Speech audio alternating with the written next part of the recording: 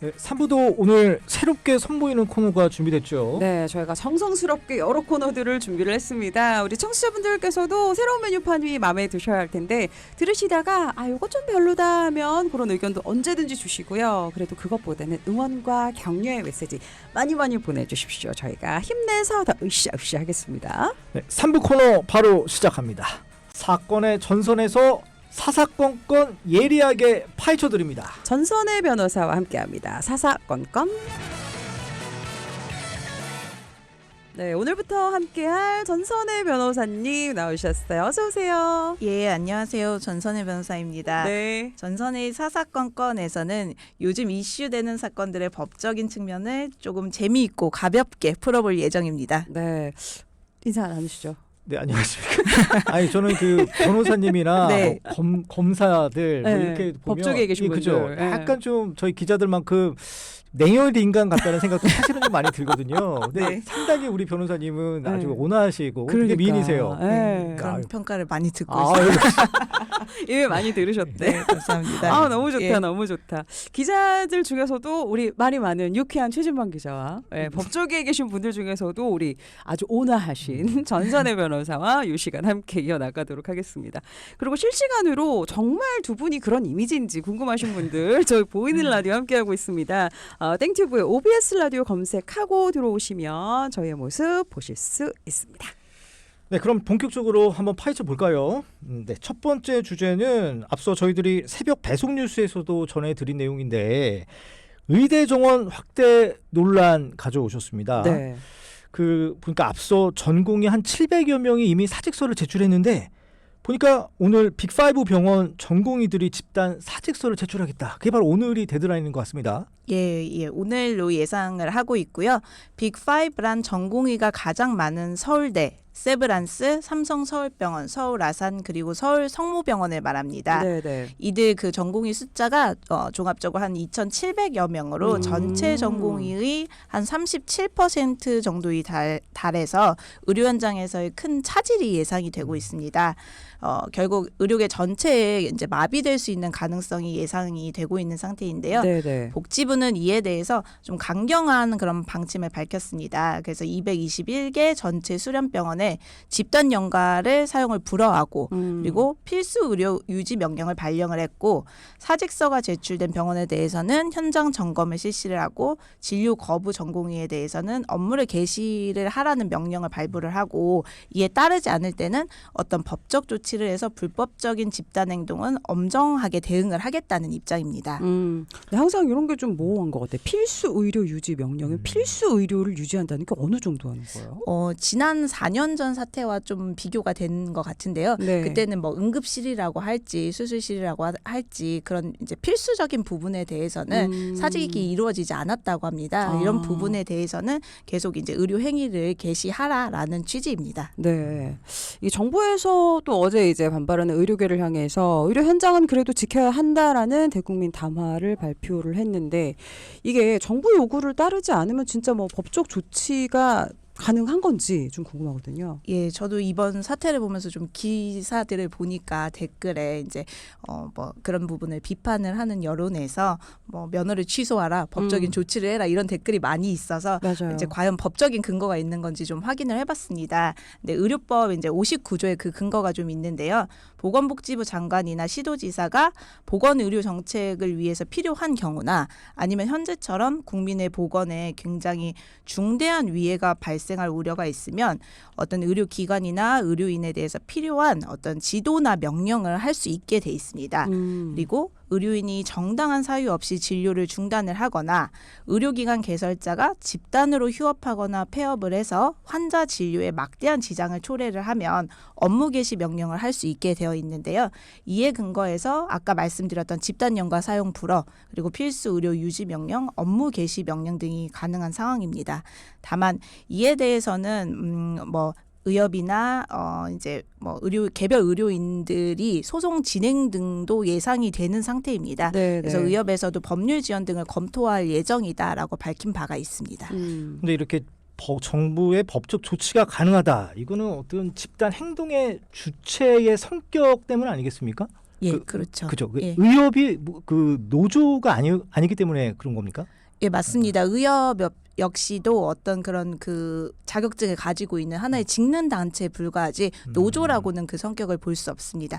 그렇지만 이제 뭐 의료법에는 이제 이 부분이 이제 우리 국민의 건강과 관련된 중대한 부분이 될 수 있기 때문에 네. 강압적으로 이렇게 어떻게 보면은 이제 어떤 정부에서 판단하에 필요한 지도나 명령을 할 수 있도록 좀 강한 규정을 두고 있는 것입니다. 네. 그러면 뭐 좀 추가적으로 좀 질문을 드리면 그 그러니까 노동조합이 아니라 직능단체이기 때문에 그 집단 행동은 그 불법이다라는 게 이제 정부 판단이잖아요. 예, 맞습니다. 그렇다면 그 개업의들, 그렇죠. 개업의들, 개원의라고 하죠. 개원의. 예. 그리고 거기에 뭐 월급을 받는 봉직의 뭐 이런 분들도 그러면 노동자 개념이 아닌 겁니까? 예, 노동자 이제 개업에 있는 노동자의 개념은 아니고요. 네. 고용돼 있는 이제 급여를 받는 이제 페이 닥터들은 이제 병원과의 관계에서 보면 근로자의 개념이기는 하지만 노조의 성격과는 다릅니다. 그렇군요. 예.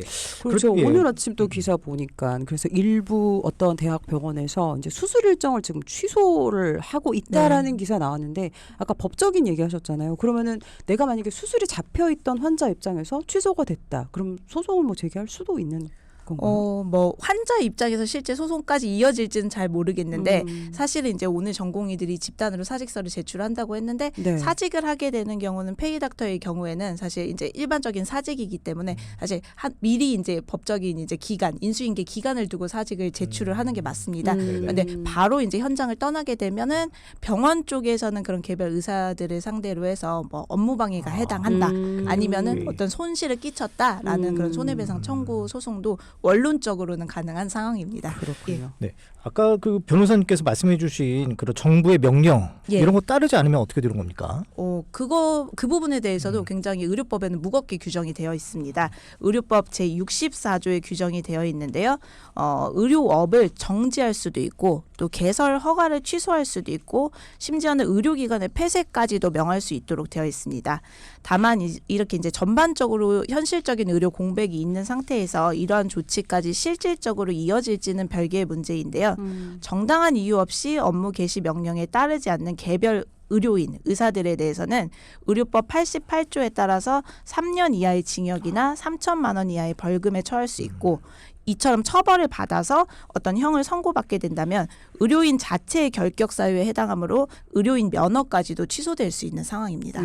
사실 의료계 파업이 이번이 처음이 아닙니다. 그렇죠. 우리 아까 그 방송 의약 들어가기 번호 전에 그렇죠. 의약 사태 번호 때 하나도 있었고. 있었고 예. 또 4년 전에도 한 번 있었고 실제로 이렇게 정부에서 면허 취소 운운하는 게 뭐 근거가 그럼 있다. 뭐 판례들도 있는 건가요? 예, 법적으로는 그렇게 근거가 있고 그렇게 갔었던 뭐 개별적인 사건들도 있습니다. 다만 이제 이렇게 전면적으로 이제 전체가 이제 의료인이 의료 현장을 떠나게 돼서 전면적으로 행정적으로 어떤 조치까지 이루어질지는 이번 사태에서도 좀 조심스럽게 지켜봐야 하는 상태입니다. 네, 알겠습니다. 두 번째 소식, 두 번째 이슈로 넘어가 볼까요? 그 전에 뭐 질문하실 거 있으세요? 네, 어떻게 하셨습니까? 네, 질문 하나. 표정이 넘어가려고 했는데 아주 궁금증이 많은 표정이었어. 그래서 아까 말씀드린 그 네. 파업의 주체들. 네. 그러니까 이게 법원이 너무 이제 파업하는 요건을 너무 좀 이렇게 제한을 둔 게 아니냐. 그 사실 그 아까 말씀하신 그 봉직의 이게 네. 돈을 받으시는 닥터페이라든지 네. 페이닥터 페이닥터. 그런 분들 포함해서 어떻게 넓게 보면 다 아직 근로자들이라고 친다면 뭐 이른바 노동 3권 이런 거는 보장해 줘야 되지 않냐 이런 것들을 좀 의협 쪽에서 주장을 하시는 것 같아요. 어떻게 보십니까?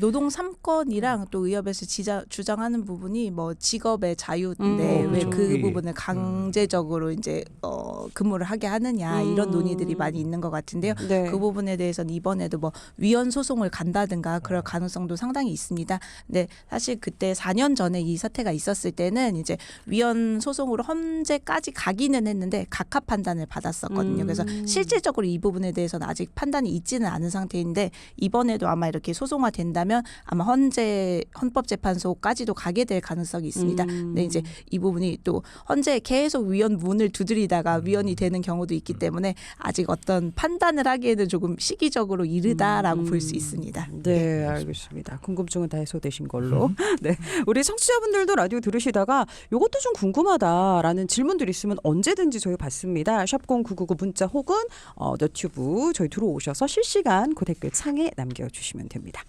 두 번째 이슈 음주운전입니다. 설 연휴 때도 음주운전 소식이 많았습니다. 이거 왜 이렇게 안 주는 건지 예전에 그 뭐 윤창호법 이런 것도 나왔었잖아요. 왜 그런 네. 거예요?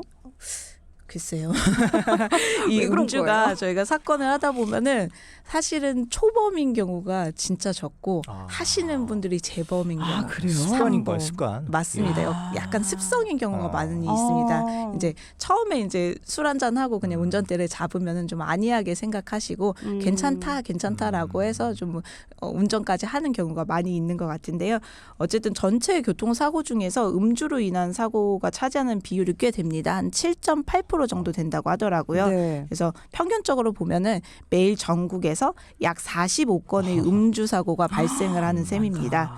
그래서 교통사고 전체는 50대 운전자가 내는 경우가 많지만 음주운전 사고만큼은 20대 후반 운전자 사고가 13%로 가장 많이 있고 그 다음에는 30대 초반, 30대 후반 운전자가 많이 있다고 합니다. 네. 그리고 시간적으로도 좀 통계가 있더라고요. 아무래도 저희가 금요일? 이제 마음이 가벼운 금요일 밤에 불금. 음주운전 사고가 좀 집중이 된다고 합니다. 아유, 예. 근데 진짜 저는 음주운전이 되게 위험한 게 본인도 잘못한 거지만 이게 다른 사람한테 피해가 너무 큰 것 같아. 그렇죠. 그렇죠. 피해자는 예. 물론이고 또 그 가족들에게 그러니까. 끼치는 그 아주 정신적 그 어떤 뭐 물리적인 피해가 그럼요. 크지 않습니까? 네, 네. 맞습니다. 이게 보니까 그 일반적으로 가해자에게 좀 이 손방망이 처벌이다 이런 얘기도 좀 많이 있어요. 맞아요. 그 최근에 언제죠? 그 강남구 네. 그 논현동에서 그 음주 상태로 벤츠 차량을 몰다가 그 오토바이 배달원을 숨지게 한 사고 있었지 않습니까? 맞아요. 예, 맞습니다. 이번 달 예, 초였나요? 예. 네. 지금 계속 조사 중인가요? 예, 맞습니다. 아직 조사 중인 상태이고요. 그 해당 운전자가 구속 상태로 검찰에서 수사를 받고 있다라고 합니다. 그리고 얼마 전에는 공공운수 노조에서 해당 운전자의 엄벌을 촉구하는 배달 라이더들과 시민들의 탄원서 1,500장을 받아서 제출하기까지 했습니다. 아무래도 과거에 비해서는 계속 법이 음주운전 쪽으로는 처벌을 강화하는 추세로 바뀌고는 있지만 네. 그 법을 기준으로 했을 때 실제 재판부에서 판단하는 부분이 처벌이 많이 솜방망이다라는 그런 이제 부분을 비판을 많이 받고 있습니다. 그래서 이번에 그런 탄원서에도 음주운전 문화가 결국에는 바뀌지 않아서 가해자가 이번만큼은 제대로 처벌되어야 한다라는 입장을 내비춘 것으로 보입니다. 근데 아까 초반에 우리 변호사님 그랬잖아요. 이게 초범보단 재범이 많다. 네. 근데 아까 얘기했던 윤창호법에는 그 가중처벌법이라는 게 있는데 그럼 이게 뭐 실효성이 없다는 얘기예요? 이제 윤창호 법에 대해서는 원래는 이제 음주운전이나 측정 거부를 2회 이상 하면은 그 운전자를 가중 처벌하는 것이 이제 법에 이제 딱 명문화돼 있었던 상태인데요. 네. 이 부분에 대해서 너무 과도하다 법적 제한이 그래서 18년 12월 개정되고 이 법이 이제 그 이듬해 6월부터 시행이 됐지만 헌재에 3차례나 결정이 이제 올라갔습니다. 그래서 위헌 결정이 내려져서 재범 가중 처벌 규정의 효력은 상실이 됐지만 지금 아닌 거예요, 그러면? 예, 그 규정 윤창호법은 좀 이제 효력이 상실됐지만 네네. 그 부분에 대해서 조금 개정은 됐습니다. 그래서 그 뒤에 이제 이런 벌금형 이상의 선고를 받고 10년 내에 다시 이렇게 재범이 하게 되면은 이제 원래 수치에 뭐 1회 정도로 처벌을 받았다면 2회 정도로 처벌받는 것으로 일부의 규정은 있습니다. 그래서 어쨌든 이제 규정은 최소한으로 있는 상태이고 거기에 대해서 개별적인 재판부에서 뭐 그분의 이제 처벌 전력이나 이런 것들을 고려해서 판단을 하고 있습니다. 네. 예. 근데 벌금은 조금 지금 높아지는 추세라고요. 예, 벌금은 굉장히 많이 높아졌습니다. 이제 10년 전하고 비교하면 2010년에는 500만 원 이상의 벌금 선고가 7%에 7% 정도밖에 안 됐었는데 네. 2020년부터는 500만 원 이상의 벌금 선고가 전체 벌금 중에서 80% 이상을 차지를 하는 상황입니다. 네. 그리고 과거에는 굉장히 이제 벌금형이 대부분의 이제 처벌을 받았는데 2023년 통계로 보면 집행유예를 선고받은 그런 수치가 55.9%로 가장 많은 수치입니다. 그렇군요. 어떻게 변호사님 그 음주운전 관련해서 이런 사건 의뢰 많이 들어오지 않습니까? 굉장히 많이 있습니다. 아. 예, 보통 뭐 월별로도 꽤 많이 들어오죠. 예, 사건은 그죠, 굉장히 그죠. 많이 있습니다. 보통 예. 그러면 어떻게 보십니까? 우리 법이 우리 좀 시민들 좀 지켜주고 있다 이렇게 보시는 겁니까? 사실 법이 우리 국민들을 지켜주기는 어느 정도의 한계는 있는 것 같습니다. 결국은 그 부분을 얼마나 잘 준수하느냐의 문제이기는 한데요. 사실 저희가 이제 실제 사건을 진행을 하다 보면은 운전을 했는데 사연이 없는 사건은 하나도 없습니다.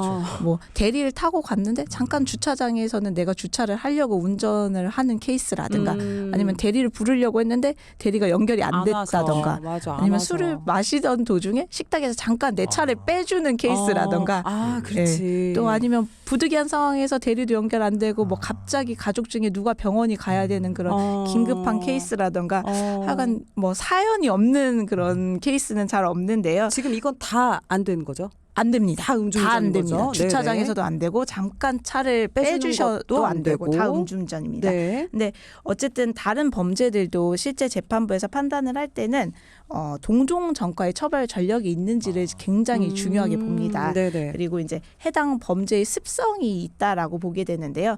음주 사건이 이제 실제 발생을 하게 되면 피고인이 입장이 되면 굉장히 많은 노력을 합니다. 그래서 뭐 차도 실제 팔아버리고 네. 앞으로 음주하지 않겠다. 네, 운전 맞아요. 자체를 하지 않겠다라고도 맞아. 하시고 네. 각종 금주 프로그램도 수강을 하고 뭐 주위 분들 탄원서도 많이 받고 굉장히 그런 많은 노력들을 하시는데 사실 이제 재범이 높다라는 게 굉장히 좀 안타깝습니다. 그런 저희도 이제 좀 이 부분에 대해서 한 가지만 말씀을 드리자면 아까 말씀하셨다시피 네. 음주운전은 나만 문제가 아니고 이제 타인들 그리고 맞아요. 그분의 가족들까지도 피해를 입히게 되는 그런 범죄라는 부분을 꼭 인식하셔야 된다라고 말씀을 드리고 싶습니다. 사고가 너무 크게 진짜 변호사님 나니까. 입장에서는 이런 음주 사고 되게 디펜스하기 어려운 의료사. 그래요? 사건이죠. 어때요, 진짜? 사실은 뭐 음주 사고는 뭐 많이 그 사정에 대해서 저희가 양형 변론을 한다고 해서 이제 정상 이런 부분이 정상 있었다라는 부분을 어필을 할 뿐 사실 다투기는 어려운 사건입니다. 그렇죠. 예. 형을 조금 줄이는 방향으로 예. 뭐 하는 거죠. 예. 그리고 한 가지 케이스 더 있는데 네, 이제 얘기해 주세요. 밤에 굉장히 과음을 하시고 그 다음 날 새벽에 운전을 하시는 분들이 많이 맞아요, 있으세요. 맞아요. 맞아, 예. 맞아. 근데 그 경우에도 수치를 불면은 굉장히 과음한 경우에는 그 다음 날 한 12시까지는 수치가 나오는 경우가 많이 있습니다. 그래서 맞아요. 굉장히 술을 마시고서는 네. 그 다음 날도 운전을 자제를 좀 오전 중에 하셔야 된다라고 네. 좀 알아두시면 좋을 것 같습니다. 아, 좋은 팁이 있습니다. 네, 예. 그 뉴스에 왜 한창 아침에 또 음주 단속하는 경우들도 많이 나왔었잖아요. 맞습니다. 그게 예. 제가 듣기로 완전히 그 숙취가 해소되려면 3일 걸린대요. 보통. 뭐 이게 의학적으로 그런지 모르는지 네네네네. 모르겠지만 그래서 하루 먹고 이틀 쉬어줘야 된다 그렇죠. 오늘 혹시 술자리 있으신가요, 최 기자님? 아유, 이 방송 이제 시작했으니까 한동안은 제 저녁 술자리가 없을 것 같습니다. 마지막으로 간단하게 요거 하나만 더 짚겠습니다. 네. 보이스피싱 사실 이거 너무너무 많이 얘기가 나오는데 이 보이스피싱범을 시민의 손으로 잡는다는 내용의 그 시민 덕키 영화가 한창 또 화제였습니다. 이거는 어떻게 뭐 안 되나요, 근절이? 근절이 보이스피싱도 아까 음주 못지않게 굉장히 많이 또 수법이 뭐 이렇게 잡으면 이쪽으로 나가고 다양해져서 근절이 안 되고 있고 초범들이 또 보이스피싱 연관되는 사건들이 많아서 법원에서는 굉장히 초범이라고 하더라도 엄중하게 처벌을 하고 있습니다. 그러니까. 근데 진짜로 피해를 당하신 분들 말씀을 들어보면 네. 정말 깜짝 같다 이러더라고요. 맞습니다. 그러니까. 정말 무서울 정도로. 네, 맞습니다. 네. 네.